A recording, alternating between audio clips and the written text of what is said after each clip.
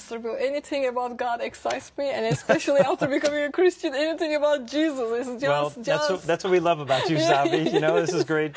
Yeah, so this is a perfect time. I grab you and put you in this corner, and I can ask all the questions to you. Okay. Is Jesus sinless, or did he live a sinless life? Let me raise it, because my old belief, I was taught that Jesus was a sinless man. Quran says this, but when we talk about the prophets and everything, it is like kind of pushed to the side. Jesus was sinless. Well, right. I want you to explain us about his deity and his sinless life. Okay. One of the things that is a little hard to wrap our minds around comparison to Moses or David. Around the person of Jesus is the fact that he was fully God and fully man at the same time. Yes. And that is called the two natures of God. He had a human nature, but it was not fallen. Yes. And he had a godly nature or a divine nature. So he was totally God in human form, in human flesh. Yes. And he was also a perfect man. Yes. Which means because he had divinity, the characteristics of God in him, that he could not sin. And even if he wanted to sin, he did not want to sin. Yes. And so therefore he did not choose to sin. Yes. Everything that he did, he says in John's Gospel, the 4th book in the New Testament, that everything I do is to honor God the Father, to please him, and to do his will. Yes. Now that was 24/7, 365 for 33 years on planet Earth. Who else has ever lived like that? Yes. And so one of the reasons why he had to be sinless is because when he did die, he had to be a perfect human substitute to pay for the sins and the wrongdoings and the evils that all of us, including you and including me, we have all done in our lives. The Bible says the wages or the rewards of sin is death. Yes. And that is why human beings die. That is why we don't live forever here on planet Earth. So because of that fact, God's law and God's judgment must be fulfilled.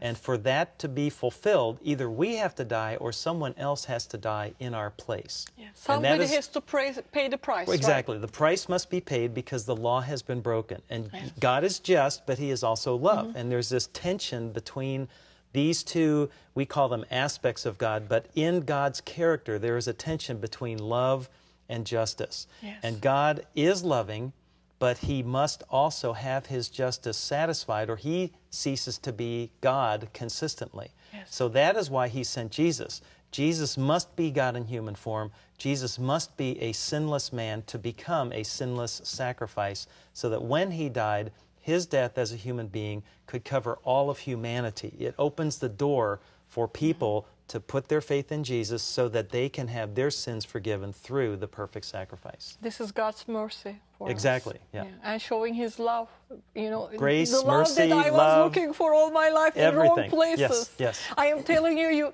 you may need love, you may be looking for that love that I was looking for, perfect love, unconditional love, somebody loves you, man or woman, whatever that kind of craving you have in your heart today. Jesus can feel that craving because he loves you unconditionally. And he died on the cross for you. I mean, it's so rare you can see someone giving their lives for you. And this is a perfect man. God and man, he gave his life for you. This is how much he loves you. And nobody can love you. I love you. I love you, my Muslim friend. I love you, my Hindu friend. But I cannot love you to a point of Jesus. This is why his love is amazing, and it amazes me. And my other question is, did really Jesus die on the cross? Because we believed, I used to believe, my former belief, it was not Jesus. They put Judah, who betrayed him, in his place, and Jesus was taken up to heaven, or Barabbas. Was Jesus the person on the cross, really? Yeah, Muslims typically have a concern about shame and honor. Yes. And those are valid realities. No one likes to be ashamed. No one likes to be made fun of. Yes. Everybody wants to be honorable. Yes. And Muslims are not wrong to want to have honor. That's a very valid thing that human beings all over the world appreciate and would like to have. So with that background, many Muslims will say, well, when Jesus was arrested and he had the trial, or somewhere along the way, he was snuck out and he was replaced with Judas. Yes. And Judas was the bad guy, and he was the one who betrayed Jesus, and so therefore Judas was the one who needed to be on the cross to pay for this betrayal. And that sounds somewhat reasonable, it sounds somewhat logical. But the problem is, if Jesus does not die on the cross as the perfect substitute, then we are back with the same problem, that there is no substitute for us to die in our place, so that we can receive the blessing and the mercy and the grace of God and be saved from being a fallen person, being a weak person, being a law-breaking person. We break God's law. And so that remains the issue. So when anybody says that Jesus did not die on the cross, they're really attacking, or at least coming against, the very core of why Jesus came. Jesus came to die. Yes. And he came before he died to prove that he was who he said he was. Yes. He did not break any laws of God. He fulfilled the mission of God. And part of that mission was to go to the cross and die. Now, typically, Muslim people will think, well, that's a shame. That's an embarrassment thing. I mean, doesn't God honor His prophet? Doesn't He love His prophet? Well, He does. That's right. But this is the critical point. Many Muslims will say, well, Jesus he escaped from death, and so God took him up to heaven, and He's going to come back. Well, okay, so Jesus, according to the Muslim version, escapes all of this bad stuff. He's not put to dishonor. He doesn't experience the shame. And so therefore, this is what he gets. He's going to come back and he's going to be an honorable person when he returns. Christians would say, well, look, does it make more sense for Jesus to have gone to the cross and to take the shame, to take the worst that humanity can give him, which is they killed him on the cross. I mean, Jesus says, I lay my life down. So when he was at his very weakest, physically, emotionally, everybody had deserted him. He is on the cross, he is suffering, and then he is going to die.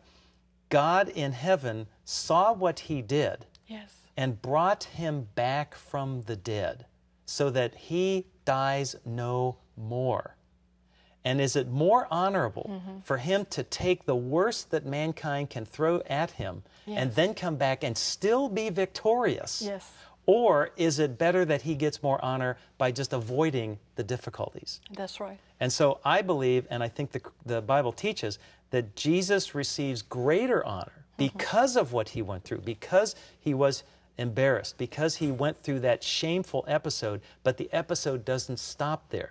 The episode continues so that he comes back from the dead, he dies no more, God took him to heaven, and so therefore he is now ruling and reigning from heaven over everything that happens on planet Earth. And I think that is a better, honorable outcome when you go through the negatives and you come out as the victor.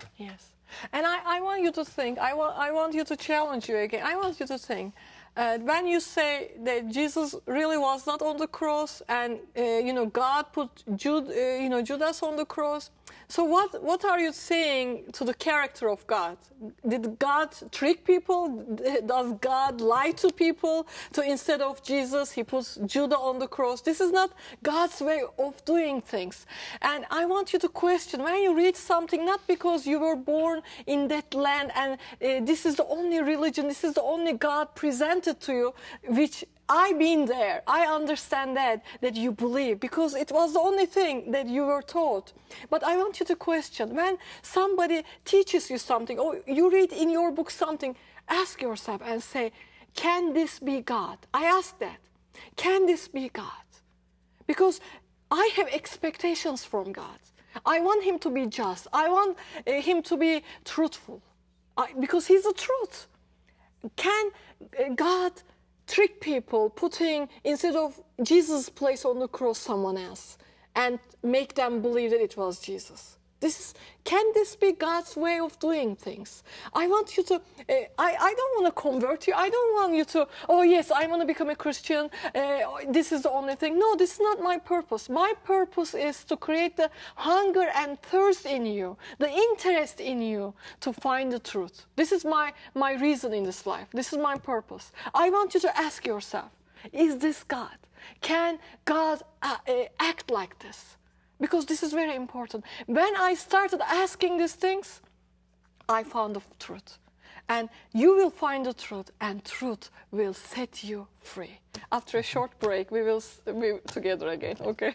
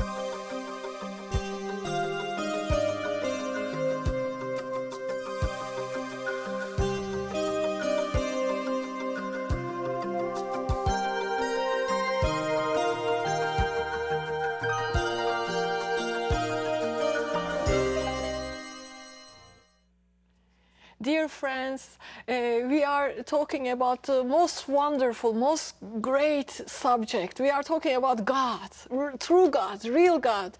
You shall find the truth, and truth will set you free. It's so important, because if we don't have the truth in our lives, we are under bondage, we are under a curse.